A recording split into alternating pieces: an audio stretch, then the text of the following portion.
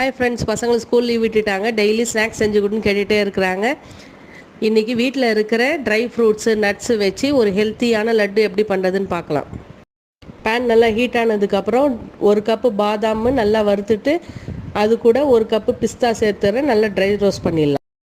இது ரெண்டும் நல்லா ரோஸ்ட் ஆனதுக்கப்புறம் கொஞ்சமாக வால்நட் போட்டுக்கலாம். வால்நட் நிறைய போட்டால் ஒரு மாதிரி தோர்ப்பு டேஸ்ட் வரும், அதனால் கொஞ்சமாக போட்டுக்கிறேன். இப்போ ஒரு கைப்பிடி முந்திரியும் போட்டு எல்லாத்தையும் சிம்மில் வச்சு ட்ரை ரோஸ்ட் பண்ணிகிட்டே வரலாம். நீங்கள் இதில் பொட்டுக்கடலை, வேர்க்கடலை, இன்னும் எதனா நட்ஸோ சீட்ஸ் எதனா இருந்ததுன்னா சேர்த்துக்கலாம். சன்ஃப்ளவர் சீட்ஸு, ஃப்ளக்ஸ் சீட்ஸு, இது மாதிரி எதனா இருந்ததுன்னா சேர்த்துக்கலாம். அது நம்மளுடைய விருப்பம்தான்.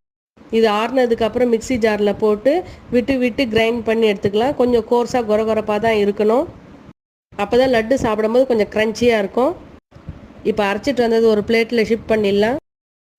இப்போ நான் ஒரு கப்பு பேரிச்சம்பழம் எடுத்துக்கிறேன். அதில் இருக்கிற சீடெல்லாம் எடுத்துகிட்டு மிக்சி ஜாரில் போட்டுக்கலாம். நாம் இந்த லட்டுக்கு ஸ்வீட்டுக்கு வேறு எதுவுமே சேர்க்க போகிறதில்ல, பேரிச்சம்பழம் மட்டும்தான் சேர்க்க போகிறோம். மிக்சியில் தண்ணி இல்லாமல் அரைச்சிக்கலாம். இப்போ அப்படியே ஒரு பேஸ்ட் மாதிரி வந்திருக்கு பாருங்கள். இதை அந்த பவுடரோடு போட்டு நல்லா நம்ம பிசைஞ்சிக்கலாம். 2 ஸ்பூன் நெய் விட்டுக்கலாம். கையிலையும் கொஞ்சம் நெய் தடவிட்டோன்னா ஒட்டாமல் நல்லா உருட்டை வரும். சூப்பரான ஹெல்த்தியான ட்ரை ஃப்ரூட்ஸ் லட்டு ரெடி. பசங்களுக்கு செஞ்சு கொடுங்க. வித்யா மைண்ட்ஸ் லைக் பண்ணுங்கள், ஷேர் பண்ணுங்கள், சப்ஸ்கிரைப் பண்ணுங்கள். Tata, bye by.